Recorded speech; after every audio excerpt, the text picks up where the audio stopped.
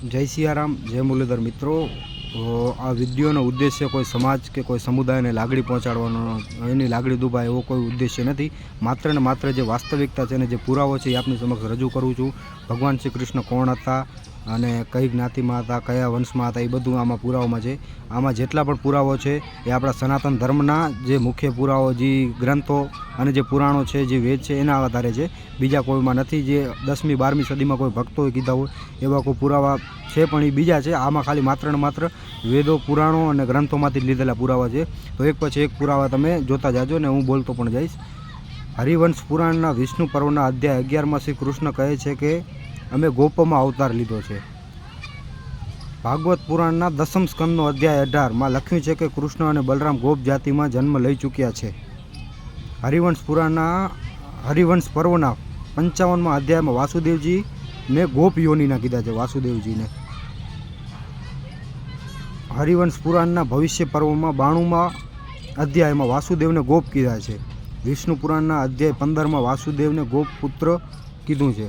હરિવંશ પુરાણના ભવિષ્ય પર્વના અધ્યાય 91માં ગોપ પૌંડ્રક કહે છે કે તમે વાસુદેવ કૃષ્ણને ના કહો, મને વાસુદેવ કહો।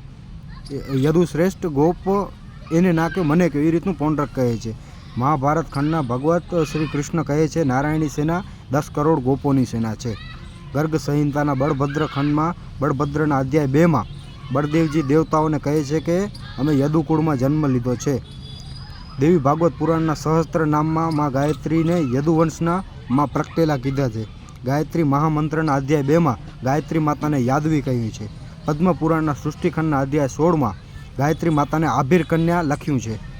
એ જ પદ્મ પુરાણના અધ્યાયમાં માં ગાયત્રી કહે છે કે હું ગોપ કન્યા છું। પદ્મ પુરાણના સૃષ્ટિખંડના અધ્યાય 17માં ગાયત્રી માના પરિવારને આભીરગણ કહ્યું છે। પદ્મ પુરાણના 17મા અધ્યાયમાં આભીરો પોતાની દીકરીમાં ગાયત્રીને બ્રહ્માજી સાથે પરણાવે છે ત્યારે વિષ્ણુ ભગવાન આભીરોને વરદાન આપે છે કે હું તમારા કુળમાં જન્મ લઈશ।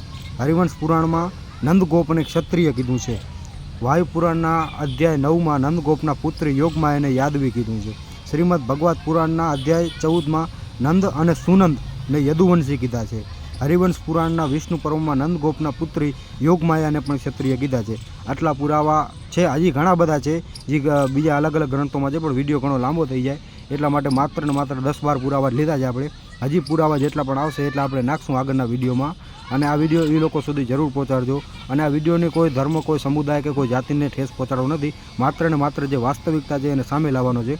તો આ વિડીયો એ લોકો સુધી જરૂર પહોંચાડી દેજો। જય શ્રી કૃષ્ણ, જય મુરલીધર, જય સિયારામ।